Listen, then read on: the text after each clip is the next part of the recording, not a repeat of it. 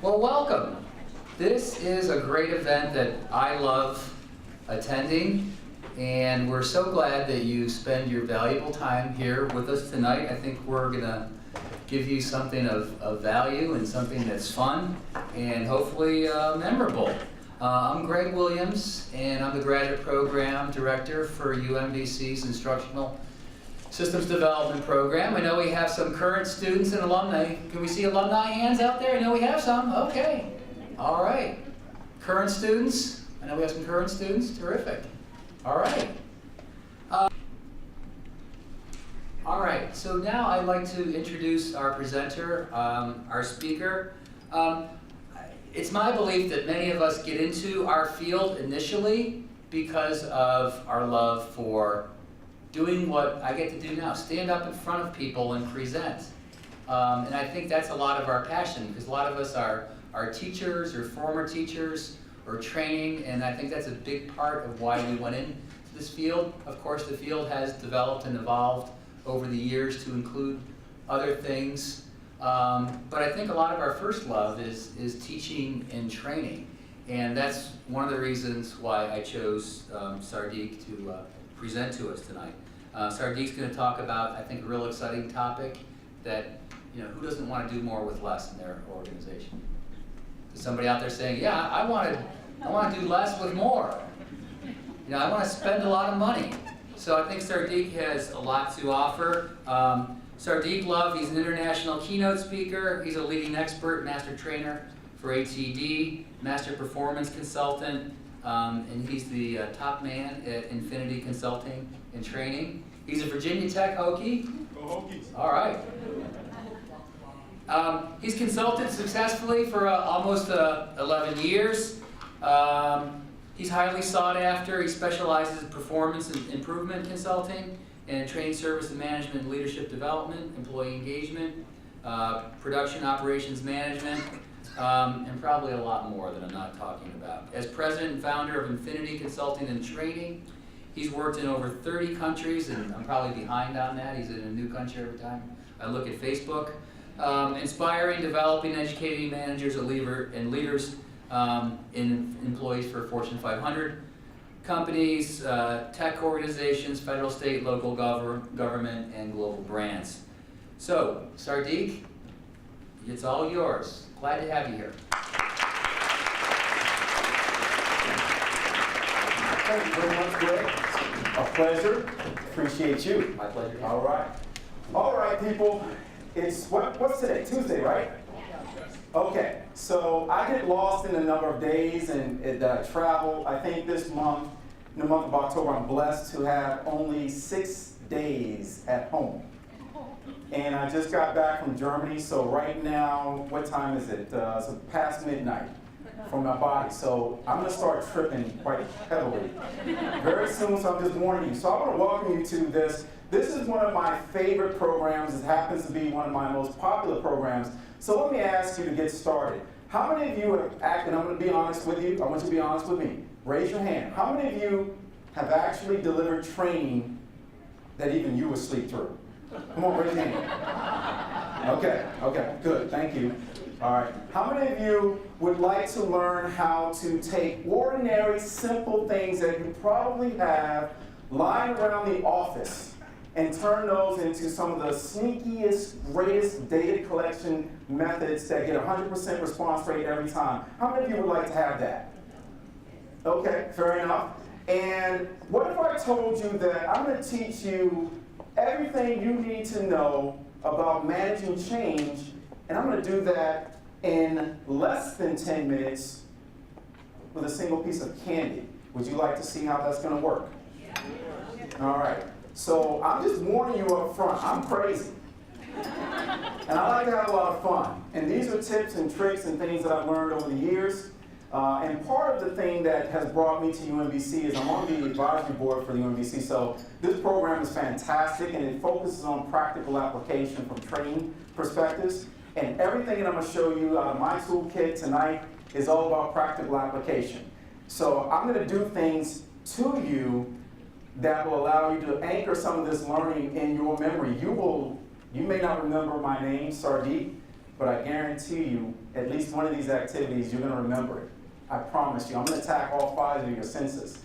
So, are you ready for that? Yes. Ready to have a little fun? Yes. Okay. So, now what's going to be interesting is this clicker. It seems to be a little bit interesting in the sense that I may have to like point at it, or we may have to actually use, if you have another clicker, tech guy, see?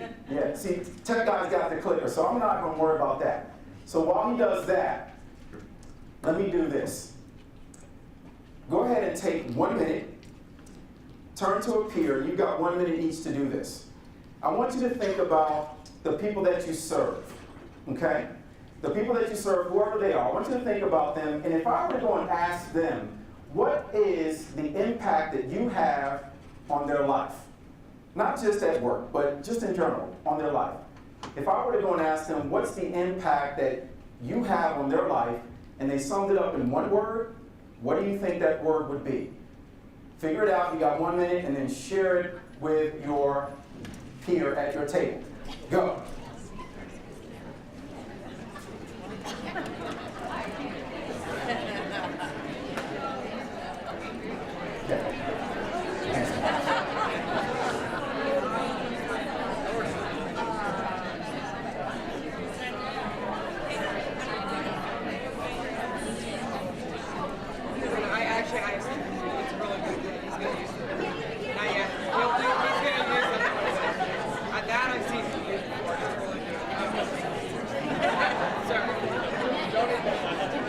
You got about another 30 seconds. So if you haven't already swapped, go ahead and swap your chair. Another 30 seconds.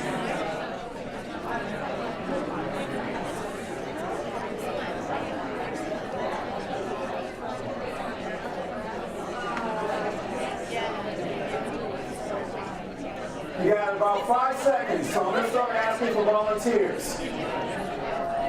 5, 4, 3, 2, and 1. Now here's the fun part. Here's the fun part of this.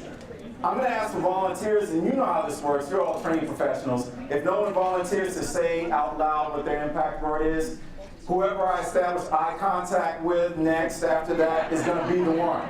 So do we have a volunteer? Okay, so we got Mr. Bobby. All right, Bobby, what's your impact word? Freedom. Freedom. Why did you choose that word? The work that I do, Yeah.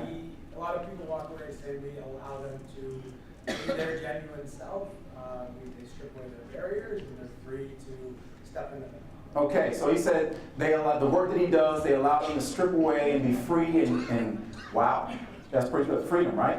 It's pretty cool. Thanks, man. Appreciate that. All right, thank you. So who's the next victim? Okay, so I'm gonna come back here to Miss, is Cheryl? Cheryl. Yes, so Cheryl and I, we had a deep, long, 30-second conversation when she first came in this evening. So Cheryl, what's your impact word? Challenge. Challenge, and why did you choose that word? Because I'm usually pushing somebody. Okay. Pushing either my clients, pushing the people I'm working for, Okay. or whatever, to try to get a little bigger, better, or just make sense. So if you heard that, Cheryl says she's all about challenge. She likes to push people. Can you not imagine her just say, look, come on, let's go, let's go. And the person in front of her getting pushed and rolled over, right? But sometimes we have to be pressed out of our comfort zone, right?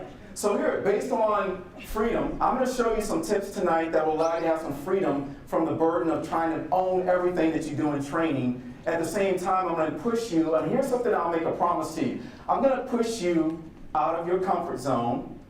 I'm going to keep you in your strength zone, and I promise not to take you in your danger zone. Now, I don't know where your danger zone is, so you'll have to tell me, Sadiq, you're pushing too far. But generally, I don't have that problem because we have fun while we're doing it. So I think I saw Miss, say it again for me. Angela. I think I saw your name, your hand up a second ago for your impact word. Miss Angela, what's yours? Cohesion. Cohesion. And why did you choose that? Because I want my learners to see how they're actually contributing to the vision and values of their organization. Okay. Being a participant. Ah, okay, so she said, if you didn't hear it, she wants her participants to be able to contribute to the vision and values. Outstanding, okay.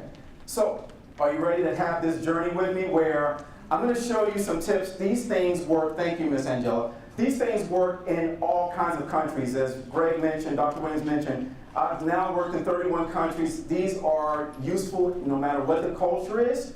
And several people in the room have seen me do some of these before, so they can attest to it, but you don't have to take my word for it. you're going to experience it firsthand tonight. So whether it's in Indonesia, whether it's in Saudi Arabia, whether it's in France, whether it's in China, or any of these other places, Costa Rica, here's what's going to happen to you tonight. There's a myth, and one of the myths out there about training, I usually talk about 3, but tonight I'm just going to give you one.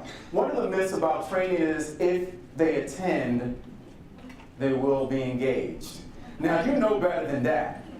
So I'm not going to bore you tonight. You've just eaten a lot of carbs. So, we're going to make sure that you're going to be fully engaged. And I'm not going to have to do a whole lot for this because one of the things I'm going to show you tonight, and I'll get on the stage for just a second, but you'll see me come on and off the stage, is facilitating with impact. Now, a lot of this is going to be focused on face-to-face delivery. So for those of you who are instructional designers, I love you. And if you are mostly doing online or virtual, something like that, some of these certainly work in that form. But for tonight, just hang out with me in the face-to-face space for a little bit, okay? And everything about facilitating with impact is about a process and a system. And so once you understand how to use the system or a system to get maximum engagement, it becomes very easy. It makes great facilitation almost automatic.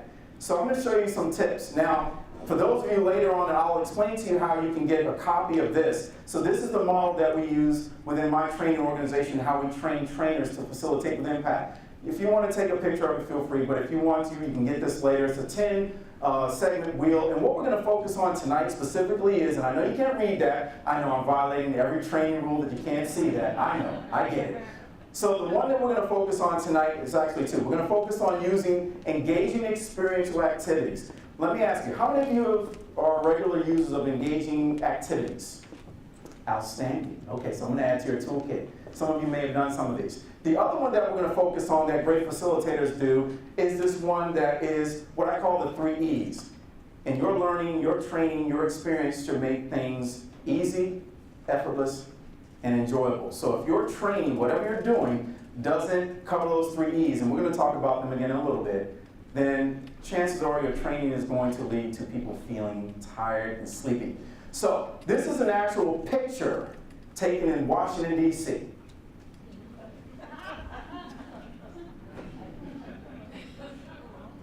You're driving down a one-way street, and you come to that.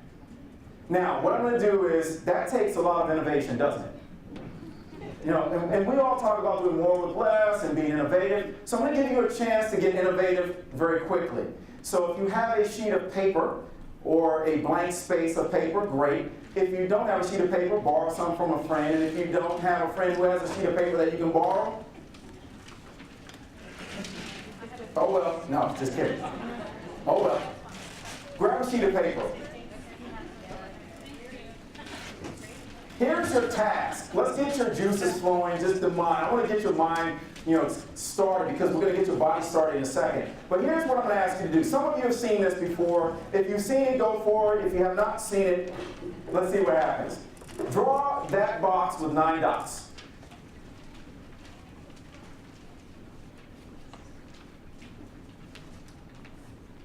Nice little brain teaser just to get you warmed up.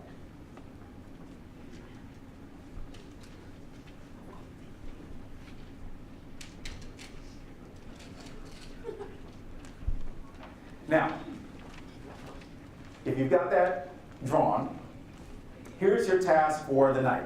Okay, you ready for this? And that is, whoops, you're part of the answer, so if you didn't see that, so there's your task. Using 4 straight lines, go ahead and connect those dots without touching any dot more than once. Go for it.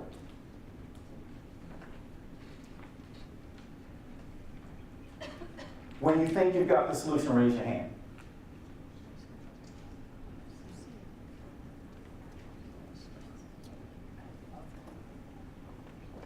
I like her. She said, I have no idea, but I think this works. So let me give you some coaching feedback. I like the attempt. Keep trying. Right? Keep trying. When you think you've got the solution, raise your hand. And if someone raises their hand when they're in my back where I can't see them, please let me know. You all help me out. We're one big team effort. Okay. Okay. So, good try. more than 4 lines. Yeah, that's okay. That's all right. Okay, so gentlemen over here. Just getting your juices flowing here. Okay, Tom, what you got, Tom? You've seen it before. Good answer. All right, cool. Tom's got it. I'll give you another minute. See who else can get it.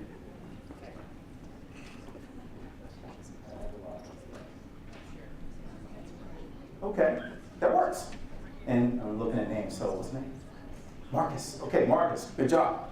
All right, another 30 seconds. This is just getting your juices flowing. Okay, way over here.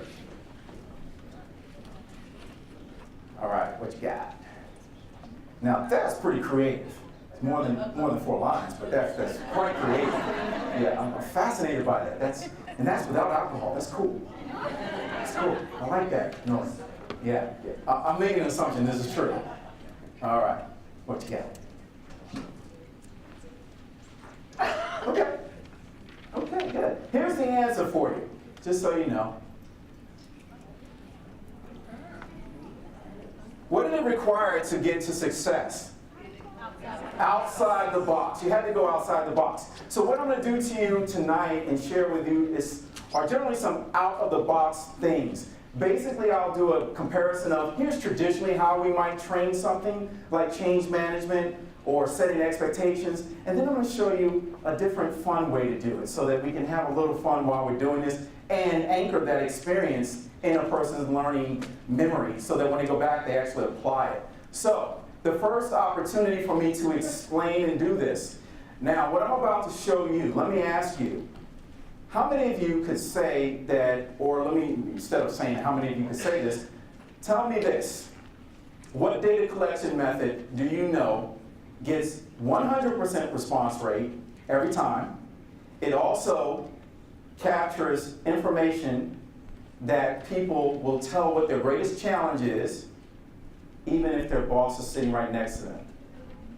You tell me what data collection method accomplishes all 3 of those things. What's that? Okay, I'm going to show you how to do this. Everybody's got an index card on their table. Take one.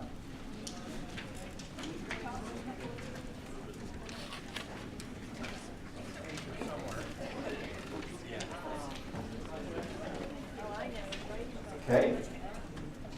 If you don't have an index card, raise your hand and we'll make sure you get one. Okay. So I'm going to go on the stage because it's a little bit of a setup to help you get it started. But once we get started, you'll understand what we're doing. If you've got an index card, here's what I'm going to ask you to write on that index card. Do not write your name. All I want you to do is, and you have 1 minute to do this, is I want you to write down what is the biggest challenge that you're facing as a training professional in your job. Just one. What is the biggest challenge that you're facing right now at work as a training professional?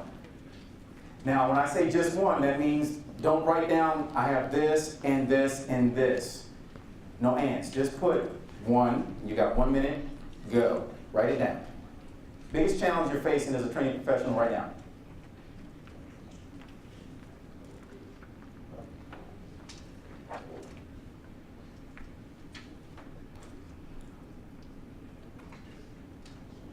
When you've got that challenge written down, stand up and keep the pen in your hand, or pencil if you use a pencil. You got about another 20 seconds if you haven't got it written down. If you're still thinking and haven't started writing, you're overthinking. Pick one. Pick the biggest challenge, the thing that drives you nuts, the things you wish would go away, the biggest frustrations that you experience. At work, by the way. Okay. Another 10 seconds. Okay, looks like we've got just about everybody standing up. Here's what you're going to do. Please ask me questions if this is, you need any clarification on any of this. So in a minute, not until I say start, but in a minute, I'm going to ask you to take that index card and literally start walking around and exchanging that card with people, just randomly, as if it was a hot potato. Just keep exchanging the cards until I say stop. And then when I say stop, I'm going to ask you to find a partner, somebody that you don't know. And I want you to just stop and talk to them. And I'll give the instructions after we stop at that point, okay? All right, so let's go ahead and start exchanging cards. Move around the room. Keep exchanging cards. Let's move around. Keep exchanging. Keep exchanging. Keep exchanging. Now, I know it's like a reunion in here, so if you see somebody you know, you can hug them.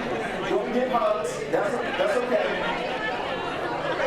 Okay, stop wherever you are. Stop wherever you are. Now, find a partner, somebody you don't know. And if you need a partner, raise your hand. If you need a partner, raise your hand.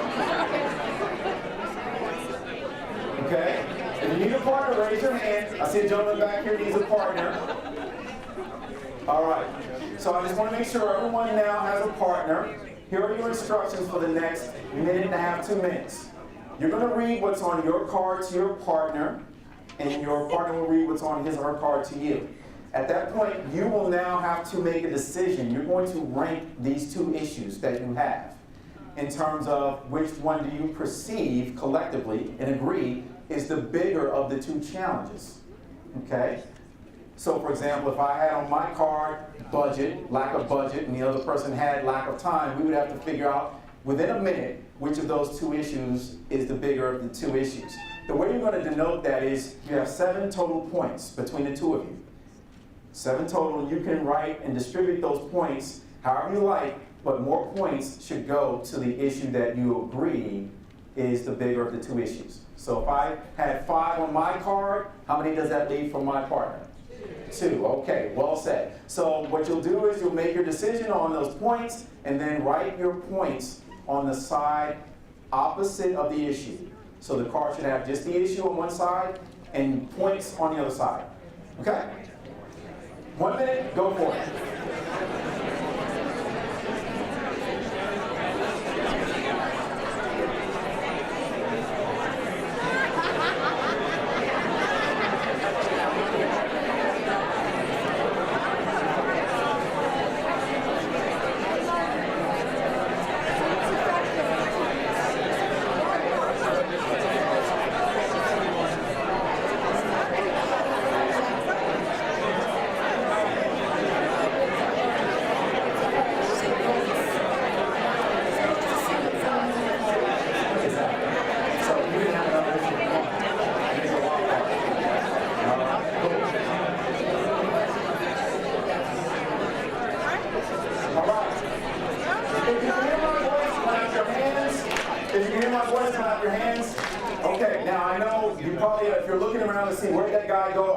Short compared to everybody in this room.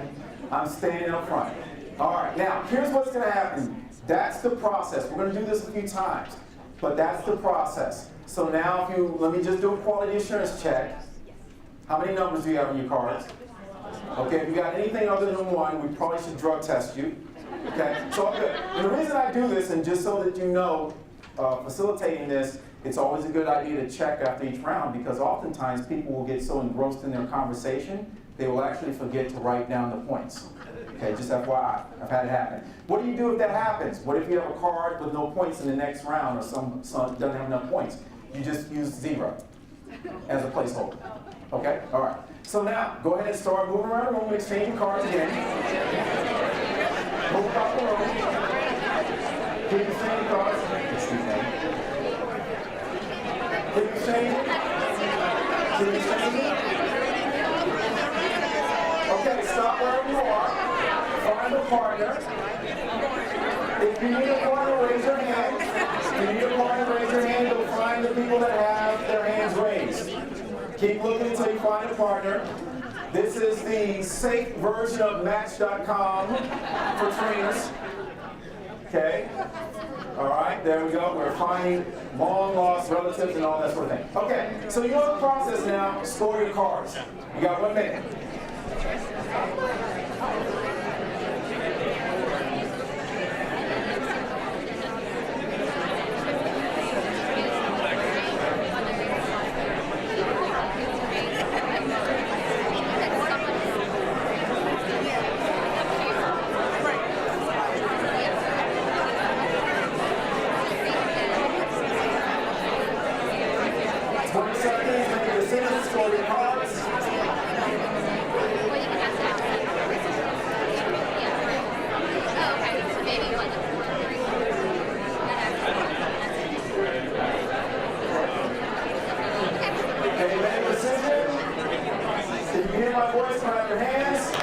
hear my voice, clap your hands.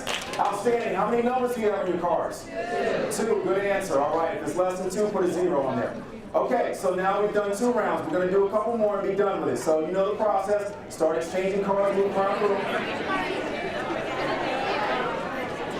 Keep exchanging.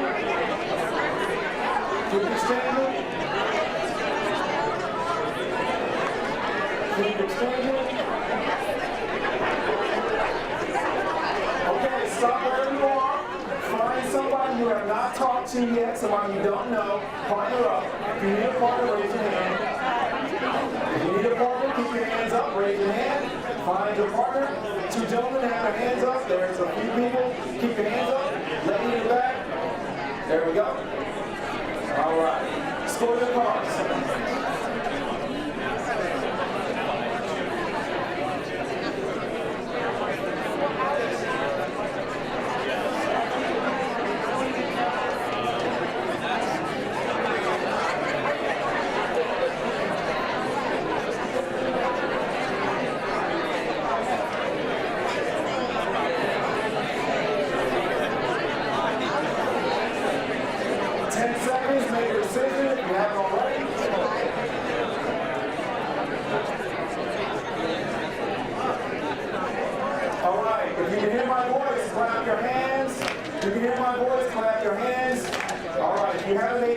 Make it quickly.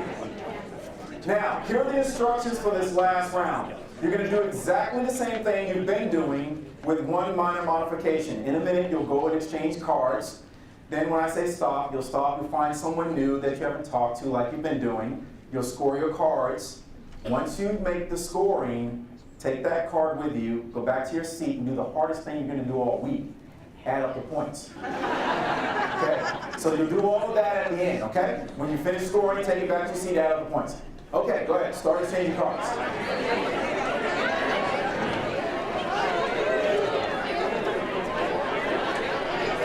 Keep exchanging. Keep exchanging.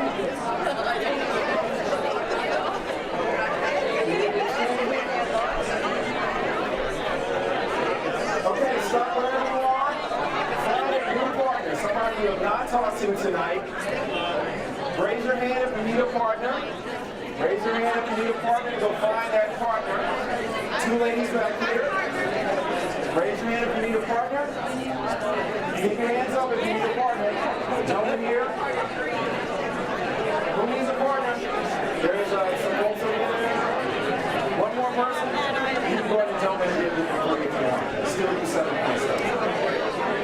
Go ahead and score your cards.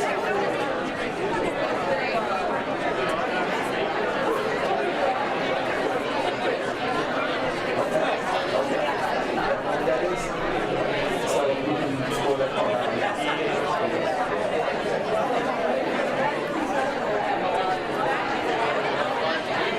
Exactly. Okay, cool.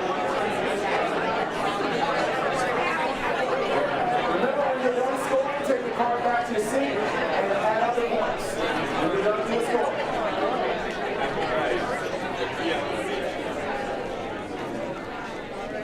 Make a decision. You've got about 10 seconds. Score your card. Take it back to your seat and add up those points.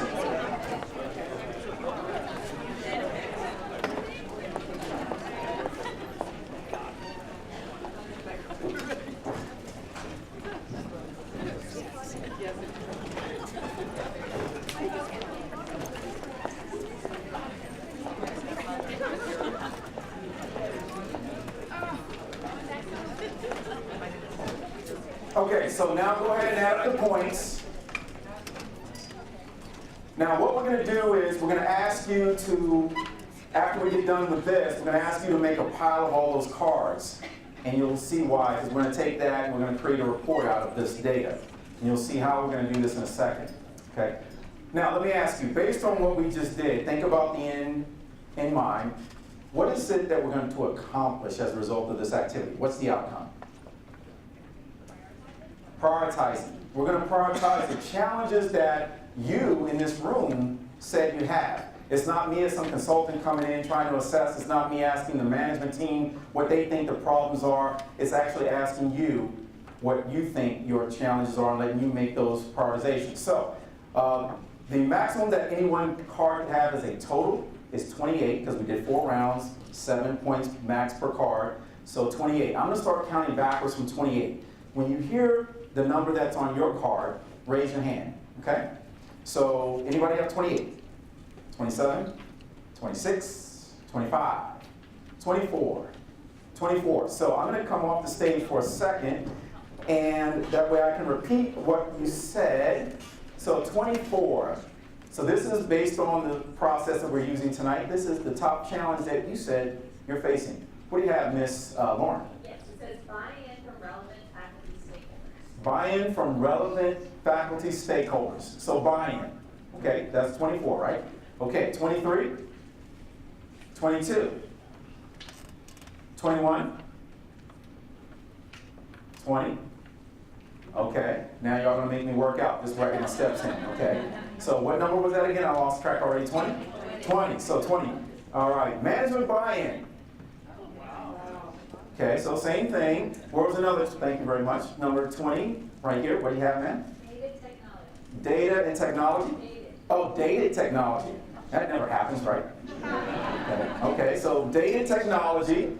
Okay, so we got management buy-in, we got data technology or outdated technology. Yes, ma'am. Management support and training and development. Management support and training and development, that buy-in thing again. Okay, that right over here. Okay. Yes, ma'am. Legal corporate guidelines that restrict creativity. If you heard that, legal corporate guidelines that restrict creativity. We have any lawyers in the room? No, don't. Okay, all right, so legal. So management buy-in, outdated technology, legal buy-in, or legal constrictions. Being a part of the planning process. Being a part of that planning process. So that seat at the table, I think I saw a 20 over here, or was I hallucinating already?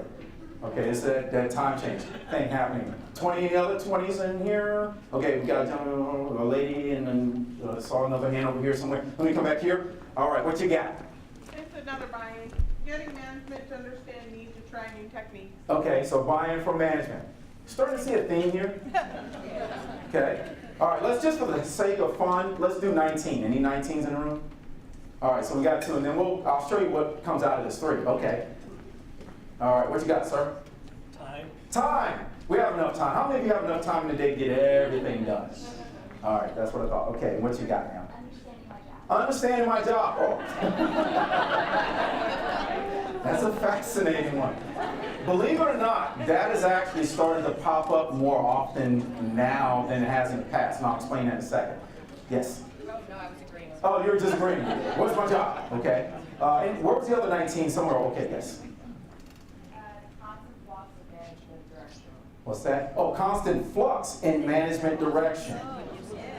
That's not a problem.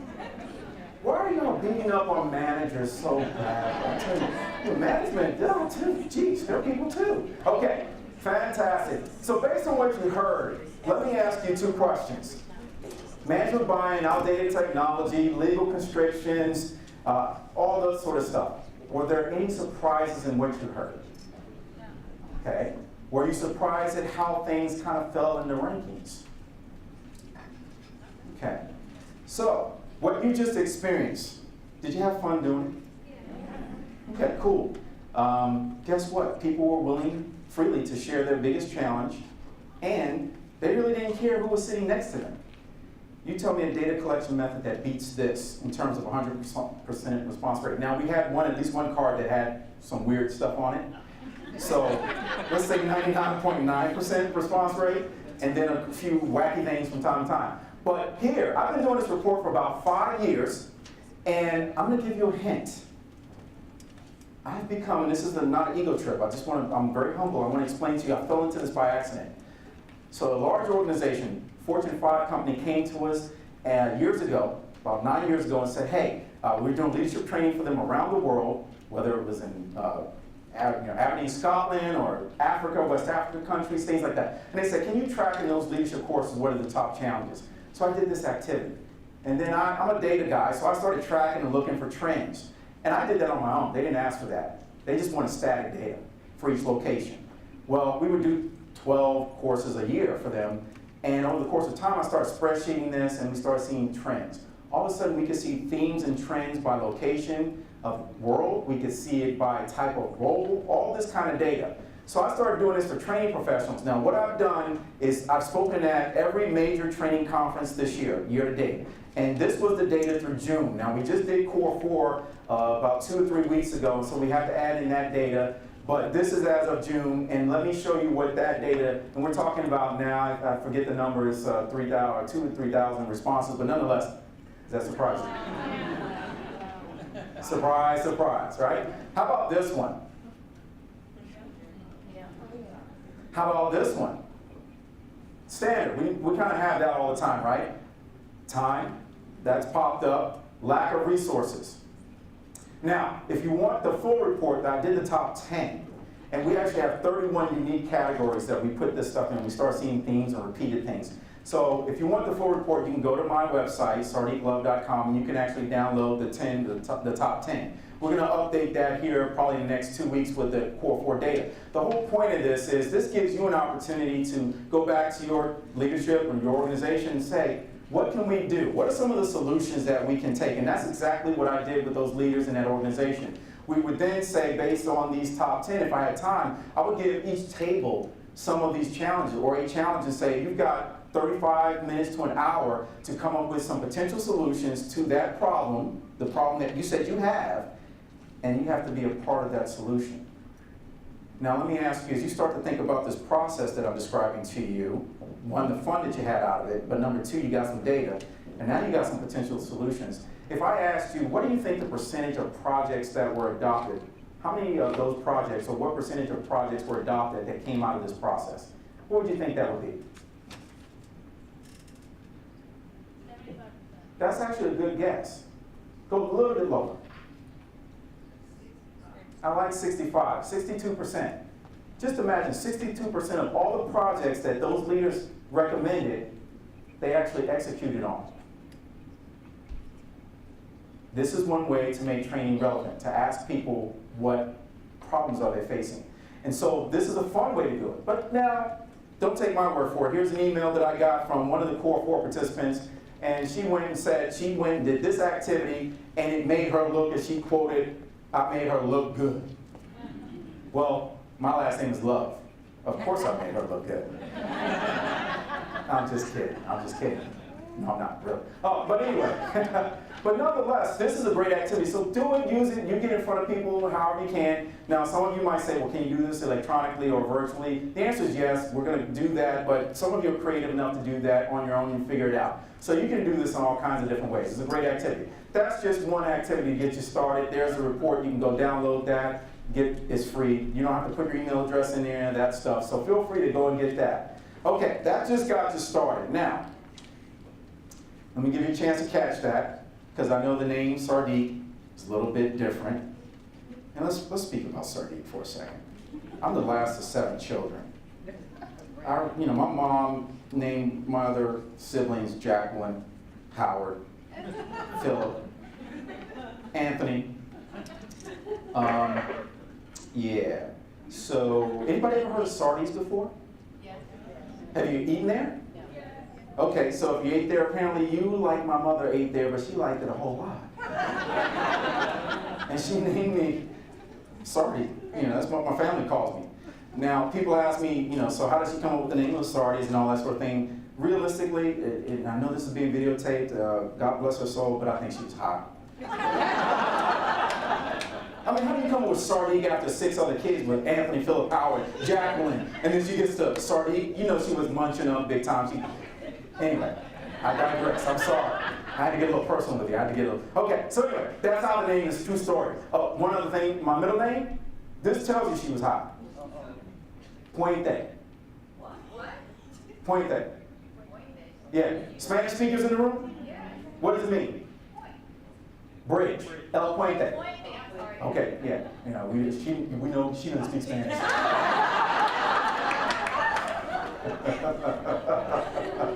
Right?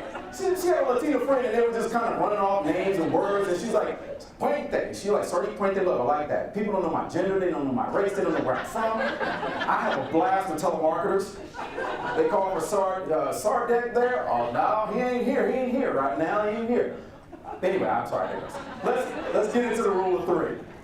Rule of three is simple for you. Your training should meet these three criteria. Your activities, whatever you're doing, should make it easy, effortless, and enjoyable. If your training and what you're training doesn't do those three things, you have the potential for being disengaging, checking out. People check their phones. Be so good that people don't look at their phones if it's in a face-to-face situation. So how do you do this? Let me give you an example. I'm going to show you one way that we can traditionally teach something that's very scary. Change management. How many of you teach change management? Okay. How many of you have ever been through a change management course? Okay, cool. All right. Strange enough, most managers have actually not been through change management. We'll talk about that in a second. But, you know, we tend to train this thing like this. So many of you, let me go like a traditional trainer. And if you're a traditional trainer, don't be offended, but this is, all right, we're going to talk change. We're going to talk the Kubler-Ross model, and when you invoke change, what starts to happen, the person goes through these phases. And these phases look like this. First, they're in shock, right at the event. And then the next thing that we know is they go into denial. They don't want to accept the fact that things are changing. And then they go into this whole thing about, why are we changing? What are they thinking? And then we go into this next thing of depression. I can't believe they did this to me. And I have no energy to do anything. I'm going to just sit back and wait. And then we come out of this and we start to go into experimentation and exploration. And you know, if you manage this process, this mental process, you'll know that they get into acceptance. And then eventually, they get to, at some point, integration. Now, some of you have taught this type of model. And it works. But quite frankly, do people remember the experience?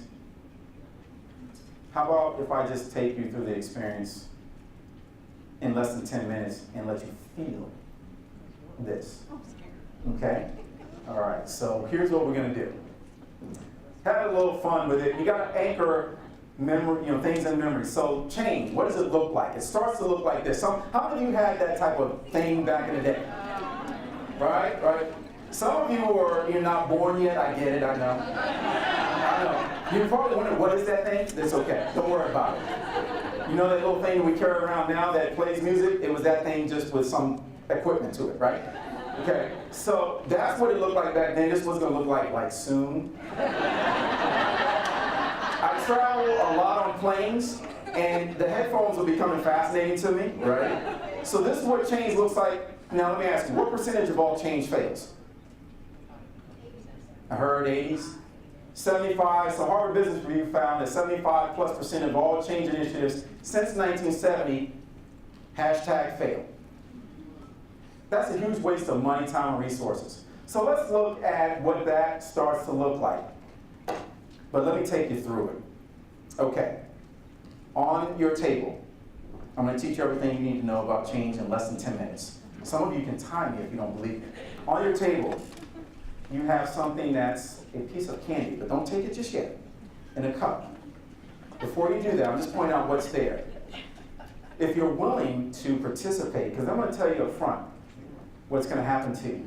It's going to be a really kind of a bad experience to begin with. Okay? Now, before I get into it, let me just back up a little bit. Let me ask you, get a mental image. Think of somebody who deals with change very effectively. Okay? You get that mental image? What are the characteristics that that person possesses? Young.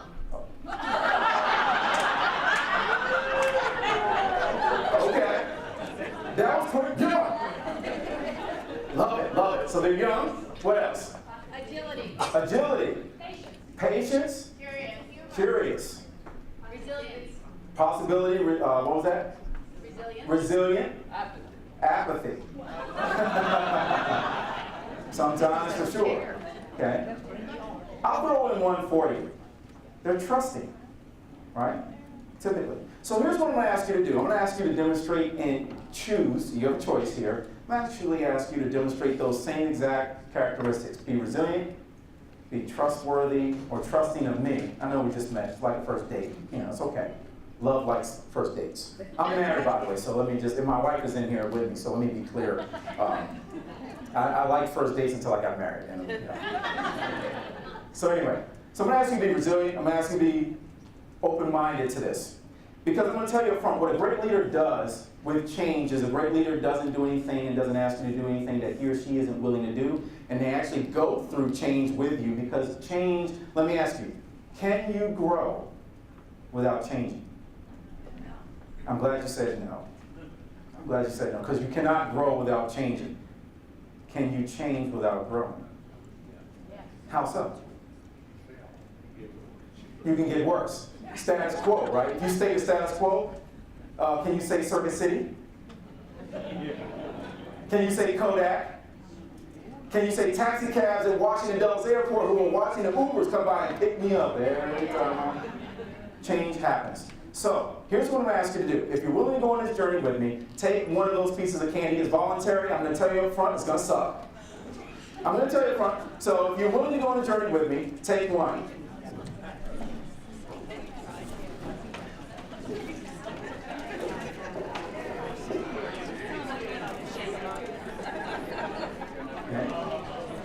But don't put it in your mouth just yet. Don't eat until I say so. Now, I see some of you already doing it, which is a smart thing to do. I know you're trusting of me, but it's like trust but verify. Because some of you are doing this. You're looking at the warning label, and you should. You should. In fact, how often do we, when we invoke change on people, how often do leaders actually give us a chance to look at the warning label? They don't, right? Okay, so look at that warning label. What does it say? Say it louder for me. Irritation.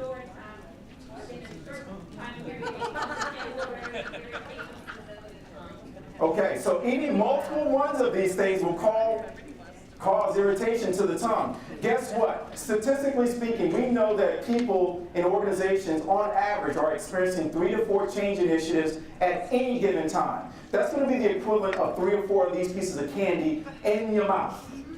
Now, you tell me why change fails when we get done with this experience. But I'm going to go through it with you. So go ahead. If you're willing to, now you got to make me a promise.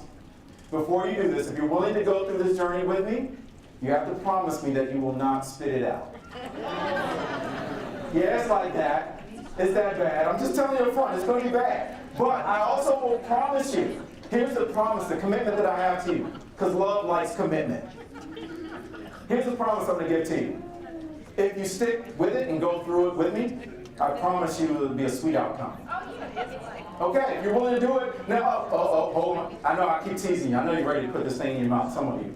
Okay, this is a great photo opportunity. Okay? So if you're tweeting ISD now and you're sitting with people that you don't know, I'm not going to tell you to take the picture at the point of impact and post it on Twitter, but it's kind of funny as hell if you do that. So, or if you're sitting next to coworkers or friends, and I know some of you are reunion-like in here, so feel free to take a picture, post it on ISD now, the pictures of the moment of impact when you put this candy in your mouth, because that is going to be exactly what change feels and looks like when we invoke it on you. So if you're willing to go, get your camera phones out, ISD now, hashtag ISD now, go ahead and put that piece of candy in your mouth. I'm going to walk with you on the, oh my goodness. Now look at each other, don't look at me. Take pictures, that's good. Take pictures, post them if you want. Look at each other. Now, this is what happens when change is invoked on us.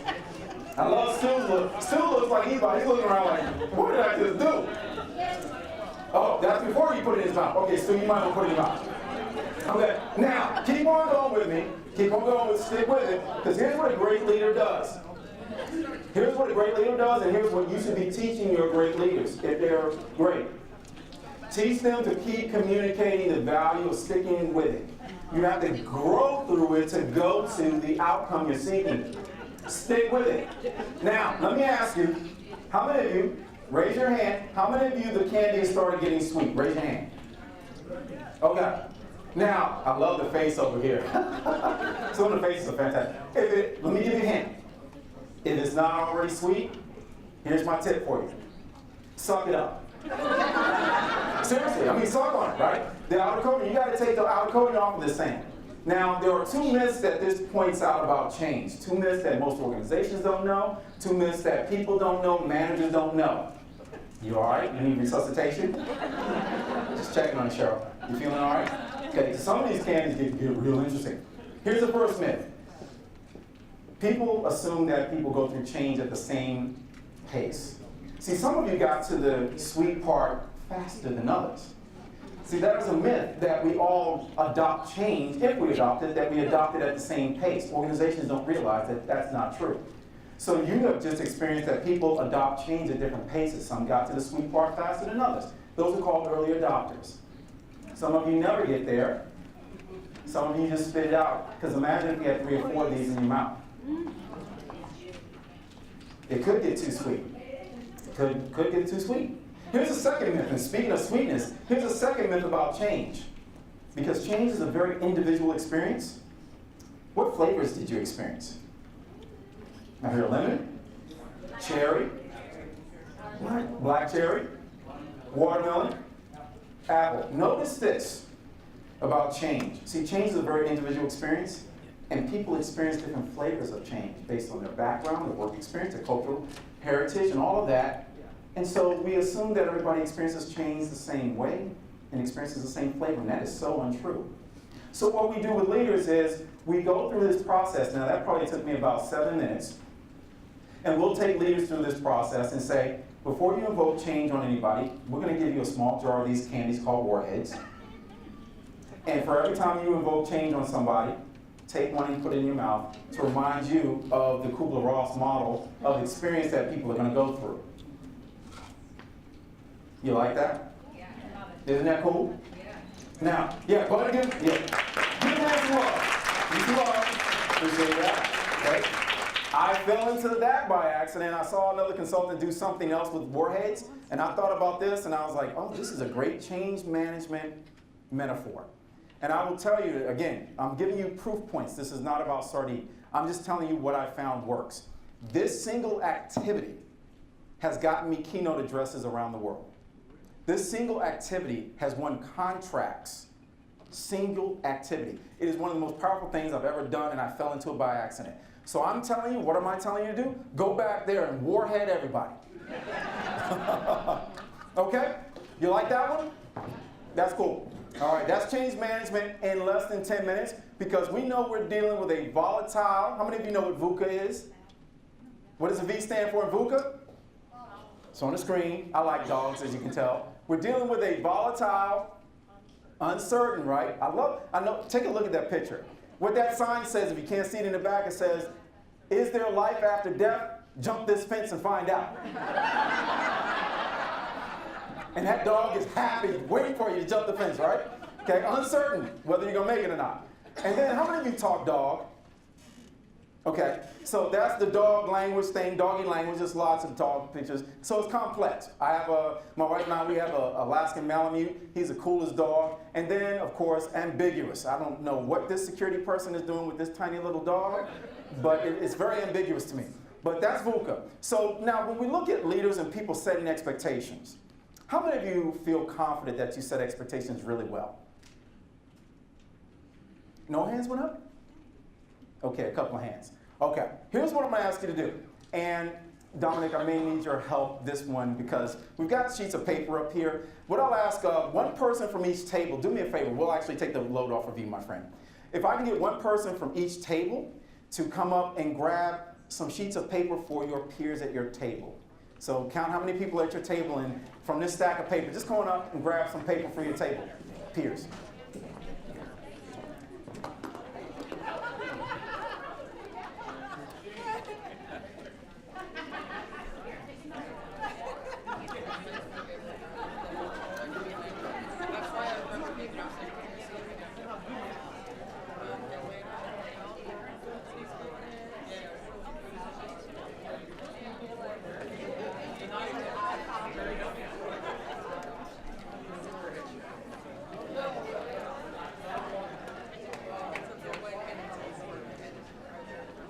This gives me a chance to actually chew that candy and get it out of my mouth.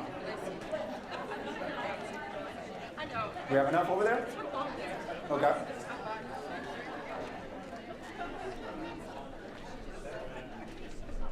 By the way, I'll mention to you that I will, at the end, before we leave, I will share with you how you can get the facilitation notes in our online portal on facilitating a couple of these for you. Okay? So I'll share that at the end.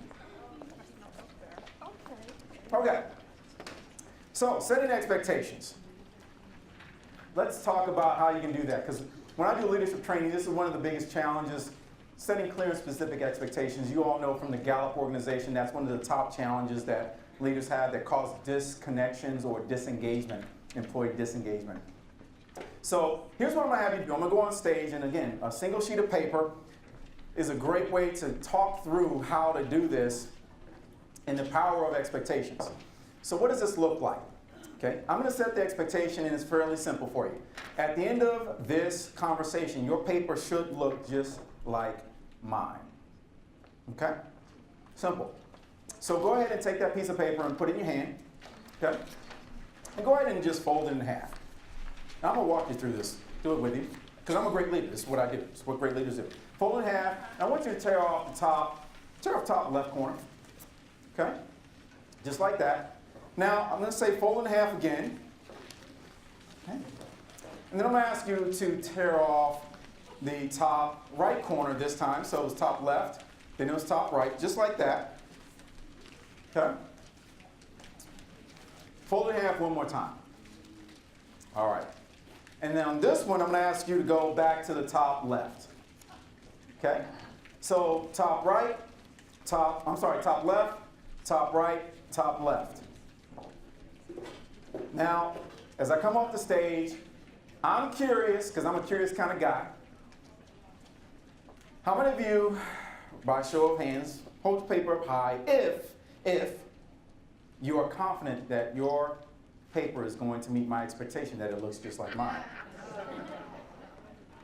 Okay, I got a few people. Okay.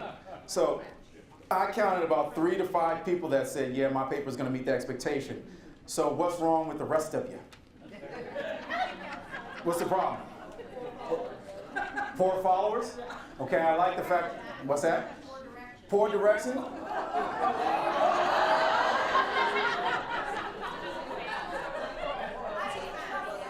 She says she gets in trouble all the time. I see why, right? Are you married? That's why. I am too. Okay, so poor directions. What for the rest of you? What's up? What happened, sir? Change doesn't happen at the same time for everybody. I like that. That's a good answer. He said change doesn't happen at the same time. Okay, so that means a lot of you went to mediocrity faster than others, or slower than others. Okay, what are some other reasons why you've got low acceptance rates here? Performance anxiety.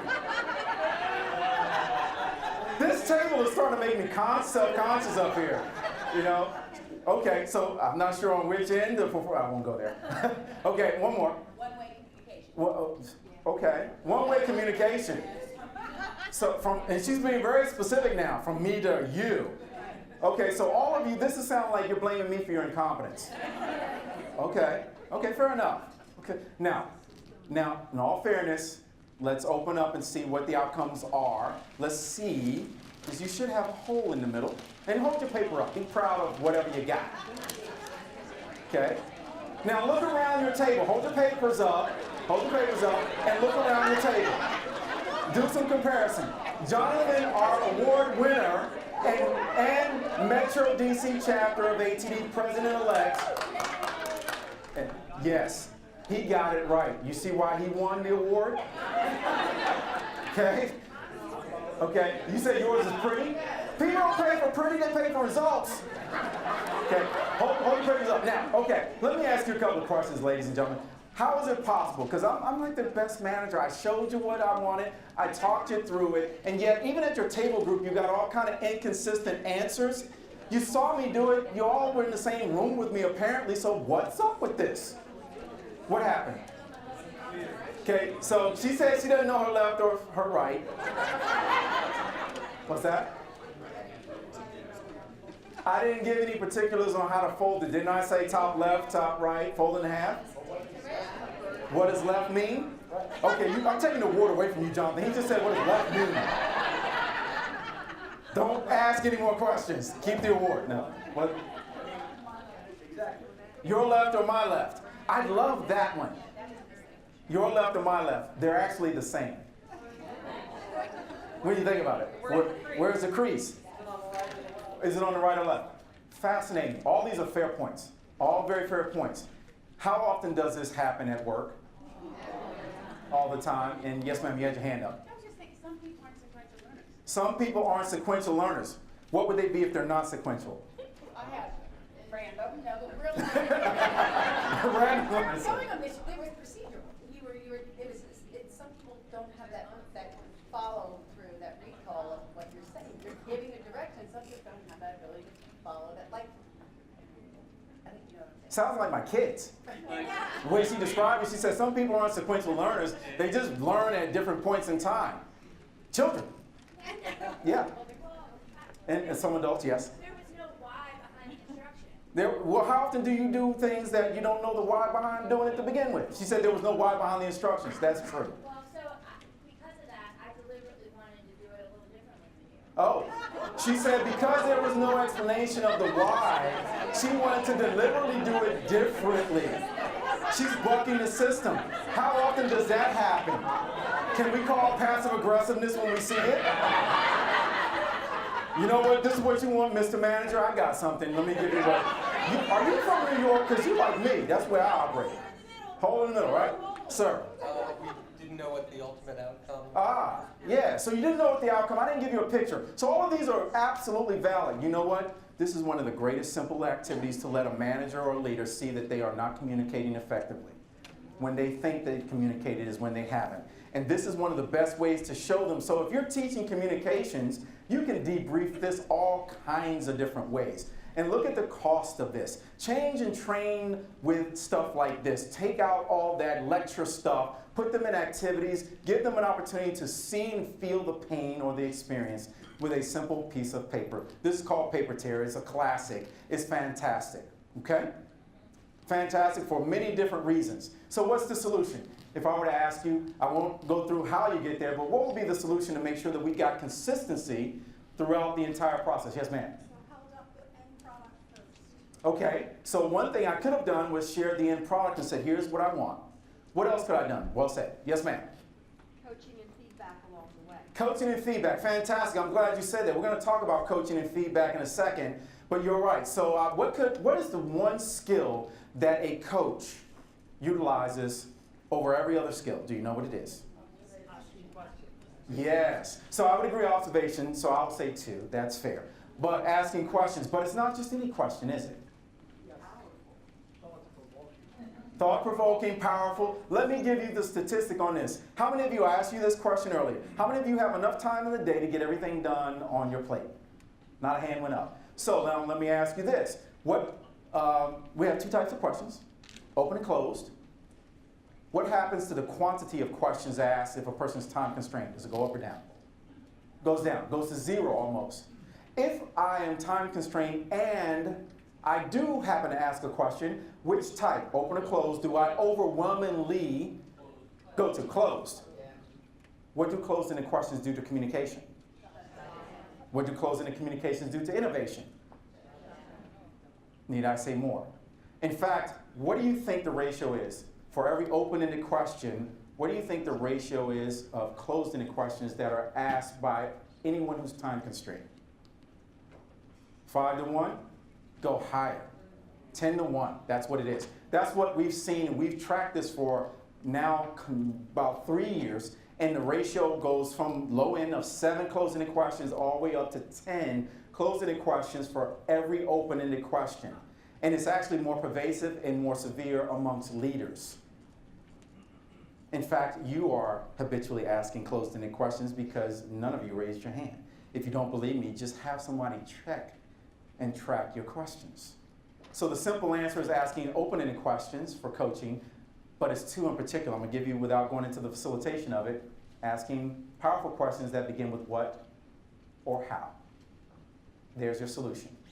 What or how questions. So you can take that away, and that's how you get to setting expectations. Now, let me go into another thing. How many of you teach trust? Okay, a few of you teach trust. Okay, now, You do realize that there's a trust crisis in America right now, right? For many different reasons, for which we won't talk about. But there's been a trust crisis in America. There's been a trust crisis globally. So here's one way to teach it, and I'm going to have you do it in a different way. Okay, so here's one standard way. Stuart Wells came up with the 4 levels of trust.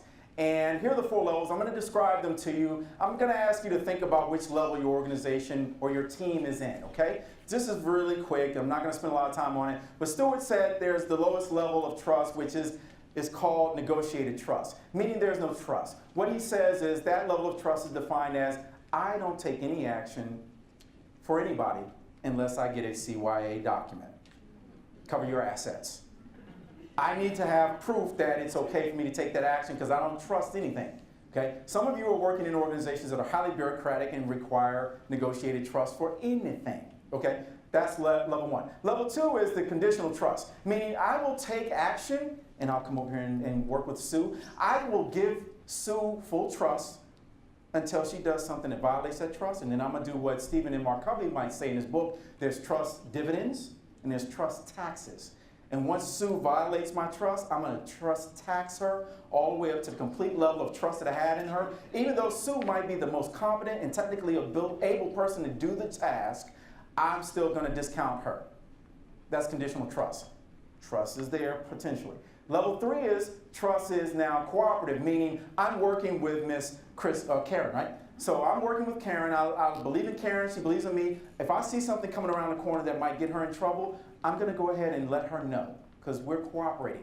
But there's still not this whole complete trust yet. And then the 4th level, which is the utopia, some of you have experienced this, and that is unconditional trust, and it's exactly like that. I help you, you help me. It doesn't matter what we do, we're working together. Once in my 20-something plus 26 years of career now, only once in my career have I worked in a team when I was incorporated that had this level of trust. Only once. It's rare. Now, that's the 4 levels of trust. That's the standard way of teaching it, but that's not fun. I could ask you, and I do this with leaders, I'll ask them we'll do a poll everywhere and have people put in there and say which level of trust they are operating in their team or their business. By the way, just out of curiosity, what do you think the percentages are? What percentage of people say that they are in level 1 and 2? So let's combine those two. What do you think those percentages are? Well said.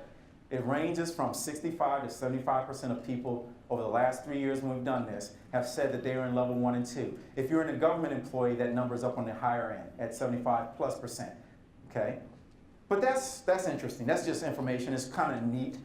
But now let me take you through some trust activity. Okay, I need you to partner up with someone. Pick a partner. In fact, you can stay at your table and just partner up with somebody. If you have an odd number at your table, that's okay. One person can be an observer.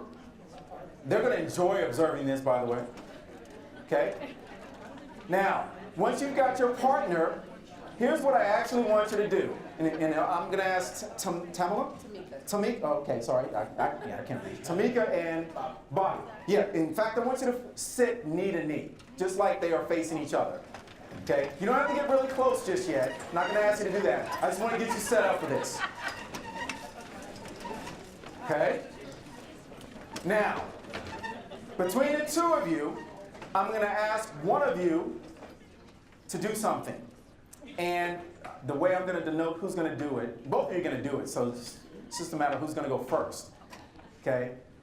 Is the person who drove the shortest distance out of the pair. I want that person who's driven the shortest distance to here, I want you to stand up.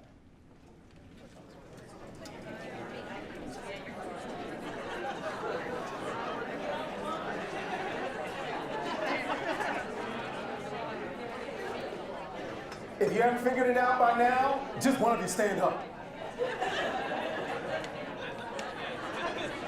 Okay.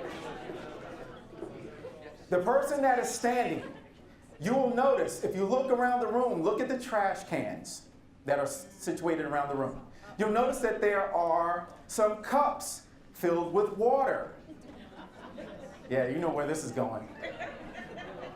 The person that is standing up, I would ask you to go to one of the trash cans and take one of the cups. There's 2 cups. There's a cup inside a cup, and the cups have water in them. So the person standing up, go grab one of the cups with water and go back to your seat. It's a great photo opportunity coming up again, I'm just saying.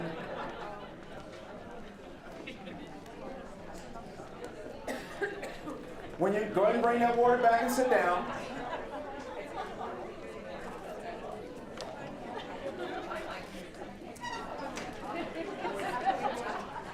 Now, if you are tweeting, this would be a great opportunity again to tweet some fun pictures. All right. We're talking trust here, people. I've already heard some people say, I don't trust you. That's not a very comforting, that's like I kid you not, I was at Dulles Airport and we were waiting for the flight and they delayed the flight and they told us, as they tell you, they said, we have some equipment issues with the navigation system, so the flight is delayed. And we waited about an hour, and then the pilot comes out and actually says this. He says, we think we got it fixed, so let's go.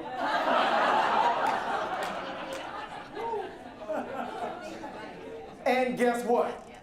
All of us got on the plane with this idiot. I was like, level 3, we trust this guy. How do you say we think we got it? We think, what? What? But yeah, we all were like, okay, yeah, we got to catch the next flight. Some things that just make you go, okay. All right, now, so the person that stood up and went and got the water, hand it to your partner. Okay, now, I'm coming back to Tamika and Bob. Okay, so I'm going to use them as what I want everybody else to do. Here's the task. So Tamika's got the water. She's got the 2 cups. Yeah, hold that thought. Down, calm down. Okay, all right. So I want you to everybody separate the cups. Put 1 cup with with the water in one hand and the empty cup. Okay, perfect. Okay, now I want you to position those 2 cups right above your midsection. Okay, use a candy cup. I like your fast thinking. Oh, I like her fast thinking. See, that's what I'm talking about, okay? All right, awesome. All right, now, we got to put a little skin in the game on this, right? So when I say put it right above your midsection, let me be a little bit more specific so I can set this expectation very clear, so that if there's a failure, that it looks like you wished on yourself. So that's the position I want the cups in. Okay, now, no pressure on your partner here, okay? But Bobby, with Tamika now, here's what you got to do, because what's going to happen is the person with the cup and the water, you're going to have to close your eyes. In a second. Not yet. Some of you are closing your eyes. Keep your eyes open until I finish. Okay? If it's that easy, close your eyes and give me your wallet. No, I'm just kidding. I'm from New York. I'm rehab now. It's okay. Okay. All right, so Tamika's going to close her eyes in a minute. Keep your eyes open for a second for me, dear. Okay? She's going to close her eyes, and she's going to have one, so you're going to raise, you don't do it just yet, but you're going to raise 1 cup, about 2 cup lengths above the other cup. And what your job will be is you're going to close your eyes and pour that water from 1 cup, free pour where the cups can't touch, from 1 cup to the empty cup. And your partner, in this case Bobby, is going to coach you through that. Okay? So, yeah, don't worry, he's going to have his chance. Okay? So that's what's going to happen in a second. Now, I notice the tension has risen a little bit. Cheryl is just like, I'm not sure about this. Okay? So that's what's going to happen in a minute. Okay? So, let me give you some parameters. The cups cannot touch. The water must be a free pour. And you cannot, as a coach, you cannot physically touch your partner in any way. This is all verbal coaching. Okay? Now, before I let you go, what questions do you have for me about what you're about to do?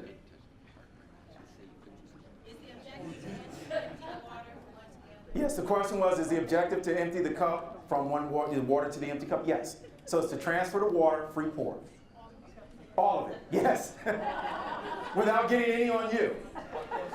How close can the cups be? Great question, Bobby. They can be close, they just cannot touch. Yes, ma'am.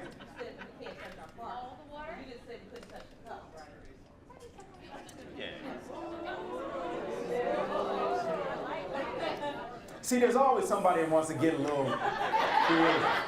You can't, as a partner, you can't touch nothing. Okay. I like the creativity. I've actually never had that specific question before. So that was creative. That was creative. I'll give you an 8 on that one. Okay. All right, so we good? Okay, now let me tell you. Yes, ma'am.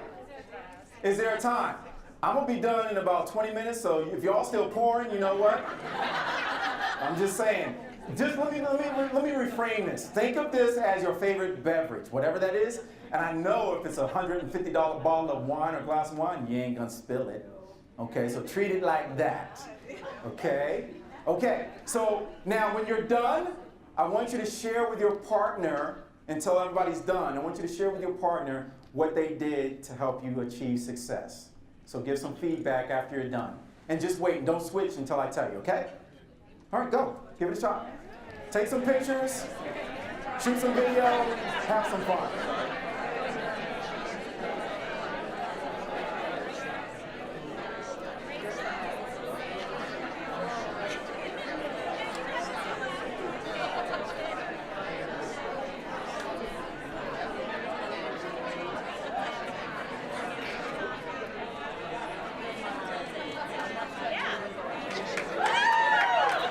You have success. That's awesome.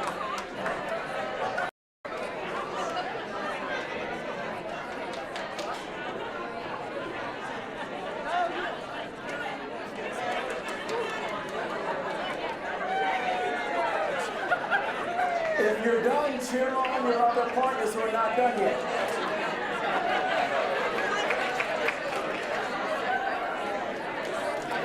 Okay, give feedback. Tell your partner what they did to help you get success. Give that feedback.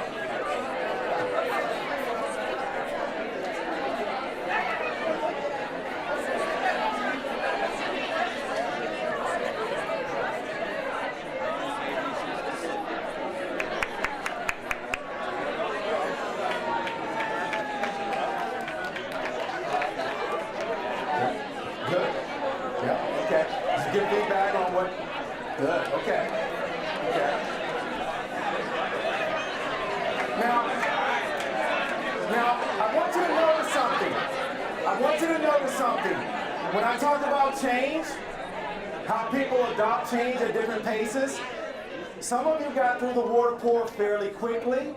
Some of you took a little bit longer time. This is another example of that. So that when we expect people to adopt something that's different or new, we have to allow for a range of performance. And oftentimes we don't necessarily accommodate for that, or our managers don't allow for that, or don't want to allow, or don't perceive they have time to allow that. And that's where failure starts to happen. We rush, okay? Now I'm assuming that because I don't hear anybody screaming that we had success and no one got wet. And I'm also assuming that you gave feedback to each other. Okay, so now, you get to reverse roles. Do the same thing, reverse roles, give feedback once the success is achieved.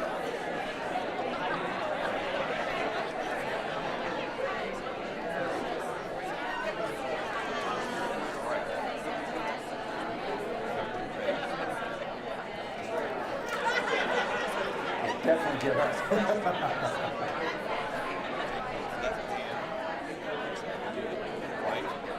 How we doing back here? Did it twice? If you want to impress Zane, do it 3 or 4 more times. He's not easily impressed, right?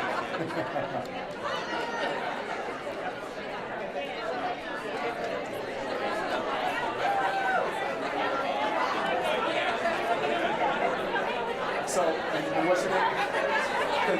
Patrice. Okay. I like what you just said. It's easier than you think, but it still makes you nervous. Okay. I like that. Okay. Give feedback.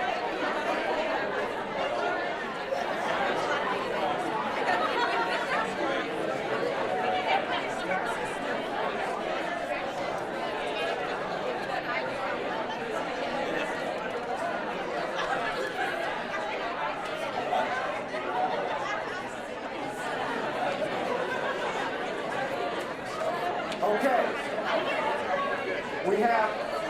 There is no pressure whatsoever. There's no pressure whatsoever.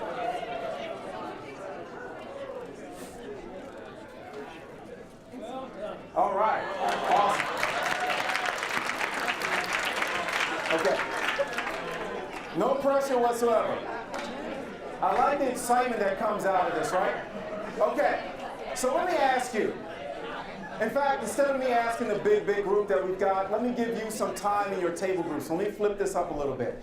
Let me give you a couple of minutes in your table group. Just go ahead and share with each other at your table group one tip that you got or one thing that you did that allowed for you to help your partner achieve success. And here's the trick. Whatever you hear cannot be repeated. Okay, so as you go around very quickly and share at least one, we'll just keep it to one tip. What's one tip that allowed you to get to success? If your tip was taken, think fast. Think of another tip. Okay? You got, say, 3 minutes. Go for it. Share.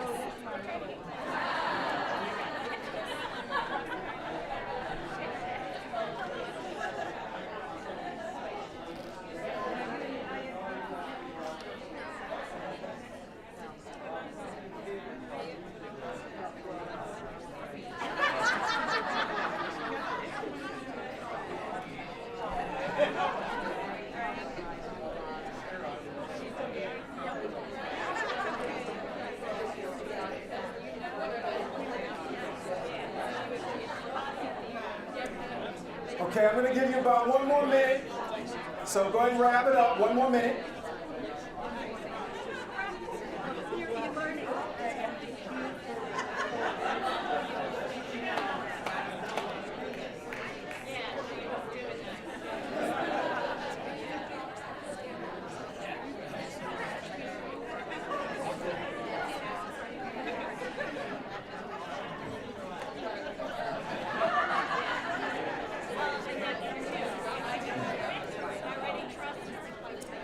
Okay, so watch what I do now.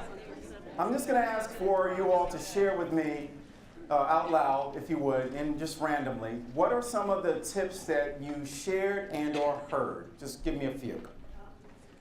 Confidence in the directions. So confidence in the directions, thank you. What else?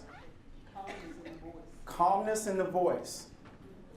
Confidence in the directions, calmness in the voice. Bobby? Because it's an ownership issue for the cup, that I feel like I was fully responsible. Yeah. Micromanager, huh? I like. Okay, so she took control, she added value. Yes, ma'am. Continuous feedback. Yes, sir. Know which side is her left side. Ah, yes. It's amazing how the lefty is your left, and you're talking my left, my right. Oh, let's go way back, because I haven't really been back here to the back row, and I love the folks back here. Let's give some love to the back row back here. All right, what we got? Extremely precise technical instructions. Like it? I would say that the exercise had a reasonable chance of success Uh-huh. without too much risk. We weren't pouring acid, you know what I mean? Yeah. That's a good thing. Don't pour acid in your classes, right? Yeah. I like that. So there was a reasonable chance of success. There was also a potential for failure, but the risk was minimal, right? Although it could be embarrassing. And if that's the worst that can happen to you, hey, it's all good. We're doing it in fun. Yes, sir. I thought that over-direction created a sense of insecurity. Okay. And that can happen too. Over-direction created a sense of insecurity. In fact, one of my favorite things to do is let people go through something and get to the right outcome after I explain what I want. Let them get to the right outcome and then ask them, Is that what I wanted? It totally messes with people. They start questioning themselves. Is that what he wants? Yeah. See, that's another thing when I talk to leaders and I talk to training professionals is to make sure that it is clear, but also reinforced without creating uncertainty through over-direction. So it's a balancing. That's a great point. Yes, sir. Encouragement. So think about all the different things you just heard at your table and or what we shared. Let me give you a little sneaky data collection technique. For all the different things you just heard, communication, and all the confidence and all that, if you have gaps in your organization where people are behaviorally creating or demonstrating these gaps where they don't communicate, they don't give precise technical conversations, they don't do coaching feedback and continuous feedback, guess what? You can take and partially replace some of your lecture-based type training and put them in this activity. In fact, that's exactly what we do with experiential activities. We ask people what are the tips, what do they get out of it. We capture all that information, and then when you see the facilitation instructions in our online portal for WaterPour, what you will find is we've identified out of all the different ones we've got, we identified the top 12 problems, get this, that managers want solutions to, that WaterPour does a great job of reinforcing the solution to. Have you ever done that? Have you ever actually, so what we've done is we've taken top challenges, the index card activity, captured all the data of what are the top challenges that managers say they are facing. We know they want solutions to those things now. And then we've aligned the experiential activities that we use, and we've taken 12 of those issues and aligned those activities to those issues. So I and my team now have a repertoire of over 25 experiential activities that are linked to 12 different challenges that managers say they want solutions to. We don't have to think much, and we give them the solution. In fact, people will say, sometimes in our training, they'll say it's as if you were in our head. And the fact of the matter is, I was 1,000 times over because I do this. I've just given you the super simple secret for how making your gaps relevant in terms of the solutions and how you do it. Is that cool or what?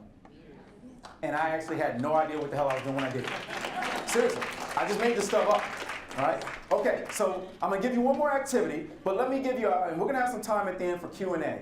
But what questions do you have about anything so far? I can take a couple of questions, then we'll move on to this last activity. It's going to be a closing activity. It's something you all know how to do. You may not have seen it done this way before and seen the application for it. Questions? Yes, sir? Does anyone actually spill water on themselves? Yes. Usually it's all good and fun. I've never had anybody get upset because I set the stage that we're having fun. But yeah, they've spilled water, and I usually debrief that in a fun way too. Yeah, I don't make it uncomfortable or anything like that. But if the group is kind of awkwardly fun, we'll have some awkwardly fun debriefing. Right? Okay, good question. What other questions can I answer for you about anything? Yes? So when we did the cards and we did the scoring, does the sample size have to be 12 people or has to be a certain amount for that to work? Great question. Insightful question. So if you're doing top challenges with the index cards, for the anonymity that you want, you should not do it with less than 10. Yeah. And I've done it with groups of thousands. And it gets really interesting. In fact, I'm going to do this activity with Orange Theory Fitness on Friday at their annual conference. There's going to be about 3,000 people in that auditorium. And I'm going to do that same activity with them, and we're going to capture that data and see what we get. I know Dominic just freaked out because he was like, whoa. He's like, what? He's going to be helping me analyze all that data. Yes, sir? General questions, right? What's that? So the questions can be general about your presentation, right? Yes. Okay. Yes. So the activity about challenges. Mm-hmm. What's the advantage of doing that over doing activity over what's working? What's succeeding? Oh, okay. So the question was, why use the question of what is the top challenge that you're facing as opposed to what is the top thing that you're doing that's working? What do people pay for? Problems and solutions to the problems. So I always default to that because people want 4 things. They want to save money, they want to save time, they want to eliminate frustration, and they want immediate impact. In fact, your training should do all 4 of those. Help them save money, save time, eliminate whatever frustrates them, and give them something that allows them to get immediate impact. That's what your clients pay for and invest in. How many times, here's another angle to this, how many times do people pay for stuff that's already working? They perceive it's already working, so they'll say, we don't need to do anything with it. That's why. Okay, Okay? thank you. Okay, yeah. It's actually easier, too. Okay? All right, one more question if you got it, and then we'll go on. Yes, ma'am. Often a challenge can be how to line up an activity that illuminates a point. Mm-hmm. How are you able to do that it connects with the end goal of where your learner should be at the end of it? Okay, so the question was, how do you align the activity, how do you pick an activity that aligns to whatever your end goal is, whatever your point is, by doing exactly what I just did here. Notice what I did. So the process is you go through and you give them an activity, and then you ask people, what tips did you provide? That's telling you what that activity is really good for. You start tracking that and get some data around that, and then you've got a home run. And it takes the guesswork out of it. That's one of the easiest ways to do it. There's other ways. Tiagi, I know Tiagi has spoken at this conference before, and he's got a video. They have the video of Tiagi when he was here. So I encourage you to take a look at that if you're not familiar with Tiagi. In fact, that index card activity is his. He calls it 35. And now what I've done is I've taken it and turned it into a data collection technique. Right? But my point is, you can look at these kinds of things, or you can go to somebody like a Tiagi, somebody like a Sardine Love, and find these activities that align. Yes, ma'am. One observation, when you were doing the paper tear, Yes. I noticed that I stopped listening to you and I just watched you. Yes. And so I was like, I wonder if I do that with my organization. Makes you wonder, doesn't it? Yeah. Yeah. Because I was like, I can't figure out which is left and right, so I just like paid attention to Mhm. what you were doing. And by the way, just so you know, a little sneaky trick that I do in paper tear to basically ensure that no one gets it, or very few people get it exactly the same as me, is I rotate the paper. Yes, you did. Yeah. And a lot of the success usually comes from the people who are closest to me because they can see that. So it's little tricks like that. Okay, this is all around facilitation. So the more you understand facilitation techniques, and in that wheel that I talked about, these things are embedded in there, setting things up, seeding things and all that. So facilitation is a bit of a process, like I said, it's a system. Okay, last thing. I think I can do this from down here. How many of you have ever played rock, paper, scissors? Okay, some of you have played this. So we're going to do, and I say play, and I say it affectionately. You may not realize, and I picked this up working with salespeople, because salespeople, now, how many of you have ever worked with salespeople? Do they drink a lot? They like to drink. I'm not generalizing, but I'm just saying. I'm observing some consistent patterns of behavior. And my wife is an area director of sales, and so she, that's not, so she doesn't drink. But she's an oddball, and that's why I married her, because she doesn't drink but all the people I've worked with in sales, they love to drink. And one of the things they love to do is get into competitions. And so one of the activities that I thought about and I saw done before, I said, how can we take rock, paper, scissors, and what can we use it for? So going back to your question, Tamika, and it dawned on me.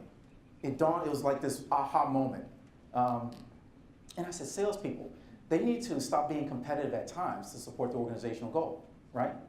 And how many times do we run into competition where we have performance management processes that put our employees in competition, as opposed to rallying around a vision? So you can use this for vision, mission, and values type things.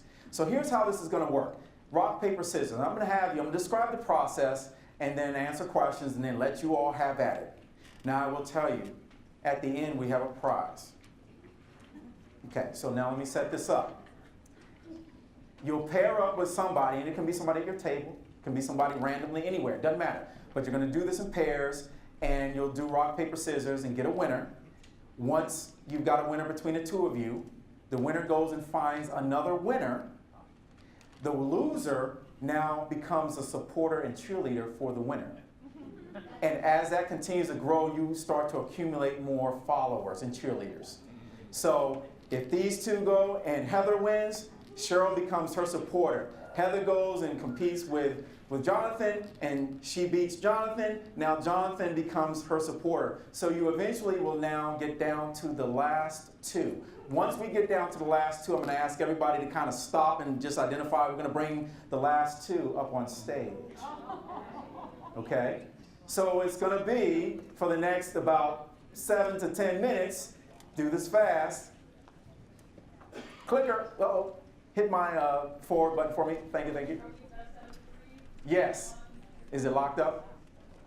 Okay. How many, if you know rock, paper, scissors, I have the screen up there if we get it working again. Okay, so that's, if you're not familiar with how it works, you can see how it works. Scissors, paper, rock, and you can see what wins. So it's going to be best out of 3. Okay? Now, before we start, let me ask, if you don't know how this works, then I'm going to give you a 2-minute coaching session in your table. So if there's someone in your table who doesn't know how to play rock, paper, scissors, you're going to have 2 minutes, and I would ask people who know how to play it to explain it. Okay? You got 2 minutes? Explain how it works. Go. Thank you. Okay. Yeah, I probably got impatient.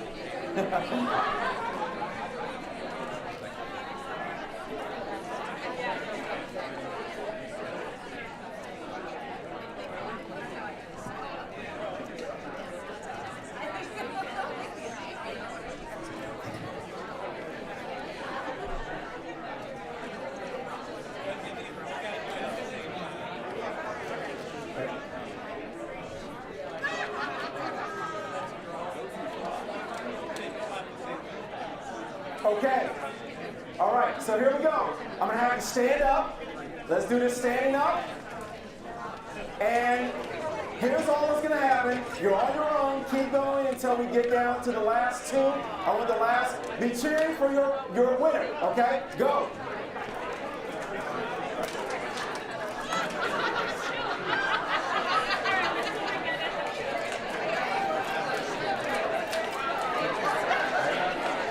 Now go ahead and cheer on the winner to the next round. Stay with your winner, cheer on.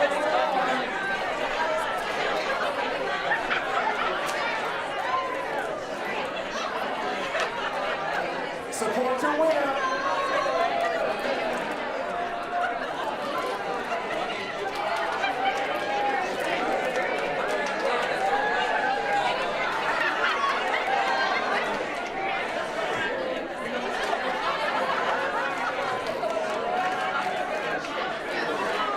Follow your winner. Support cheering the winner.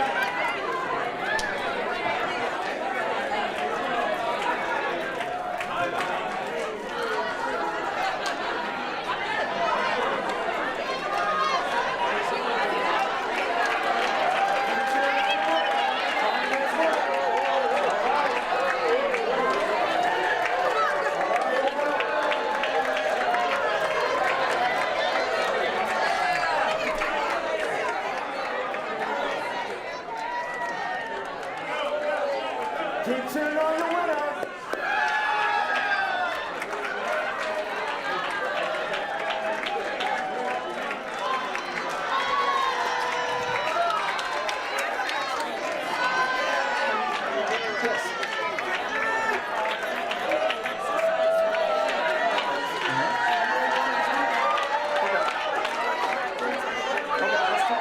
You have time after we get done?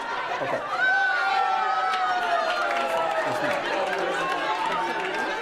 Warheads. Called warheads. You're welcome. Oh, you're welcome. Thank you.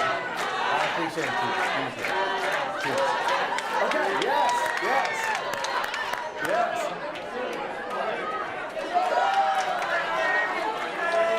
Oh, it's getting interesting.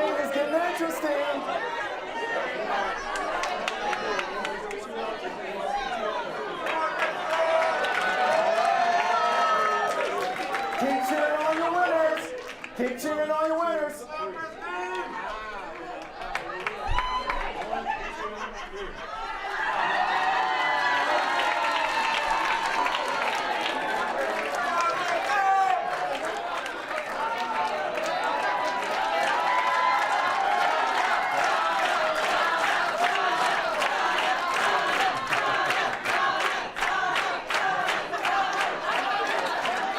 What's that?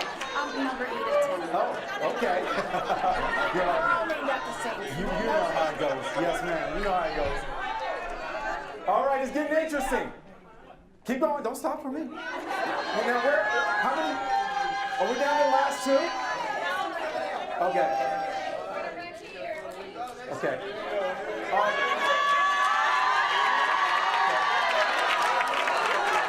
All right. Wow. All right. Okay. Now, hold on 1 second. Let me just, are these the last two? No. Okay. All right, so how many winners do we have left? Three. 1, 2, 3, and 4. So we're down to the final 4, right? Oh, is that right? Okay, so let me do this. Let's take the 4 of you up on stage. Come on up on stage. Come on up on stage. Don't trip up the stage, okay? Okay. Now, the rest of you are still cheering for your team.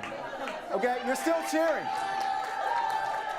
In fact, I would say don't sit down. I would say come up here and cheer for your team. Stand up and come up to the stage. Make it like this is a rock concert. Okay? Okay. All right. So we've got our 4 finalists. Okay.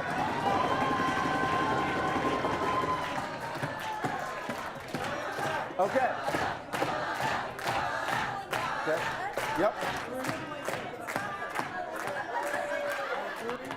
And we'll do one at a time, one group, so that they can cheer for you. So you guys and ladies go first. Y'all cheer for them. Let's go! 1, 2, 3. All right. 1, 2, 3. Okay. All right. So hang tight for a minute, Linda. Okay. Our next partnership up. Okay.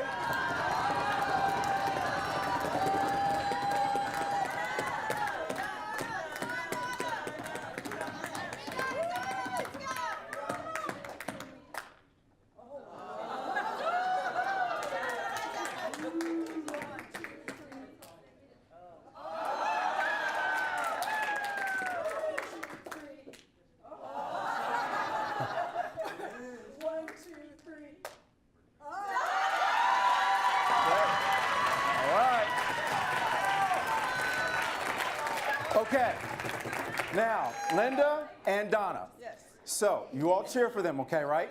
Now, here's what's going to happen when whoever wins, we're going to give one of you access to 15 of our top experiential activities for free. What we normally charge over $1,000 for, you're going to get for free. Okay? So, knock at it. Go for it.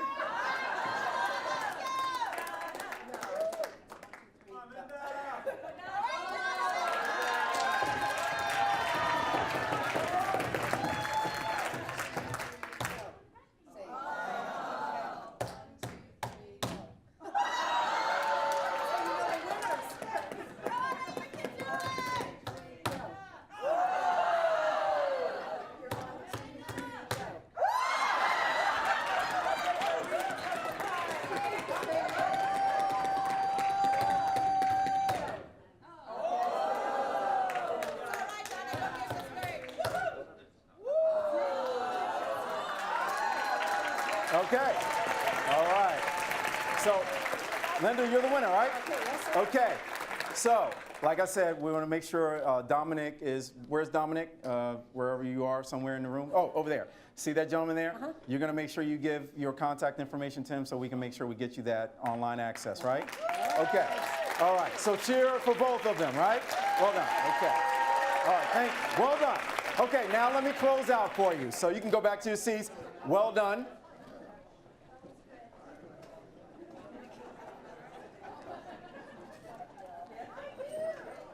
Just imagine as you're going back to your seat,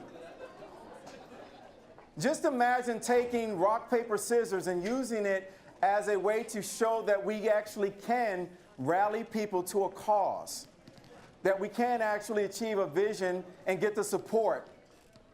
But we have to have a common support system with constant feedback. Rock, paper, scissors tournament is wonderful for doing that, and it gets the energy going in your groups.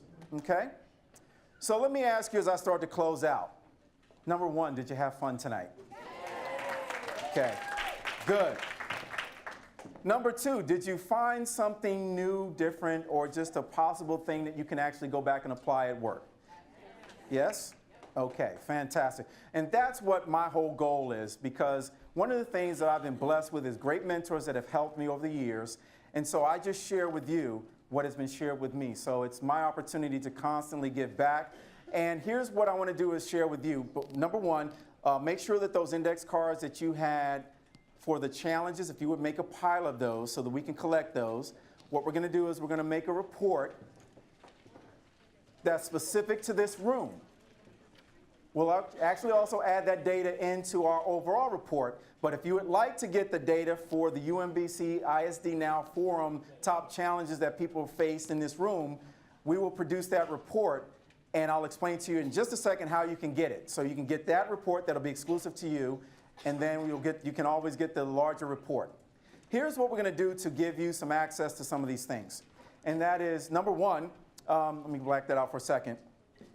So if you have a business card, please give your business card, and let me say this up front, we don't spam or any of that kind of stuff, so this is all voluntary. If you want access to that report, and we're going to give you access, everyone access to top challenges and water pour, to give that to you if you like to have access to those. Inside the portal, it gives you the facilitation notes, it gives you a video of me facilitating it so you can see how I do it.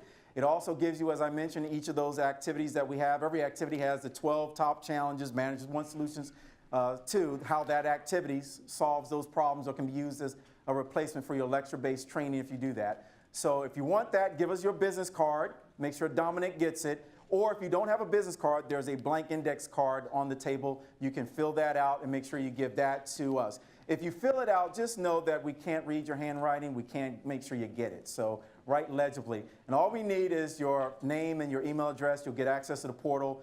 It takes 5 seconds, and you can have at it, and you have access and enjoy. Okay? So that's how you do that. And it's been a pleasure to be with you tonight. Dr. Williams, again, thank you for having me. I hope you had a lot of fun. And for those of you who would like to stay in touch with me, you can stay in touch in this capacity. I'm on social media.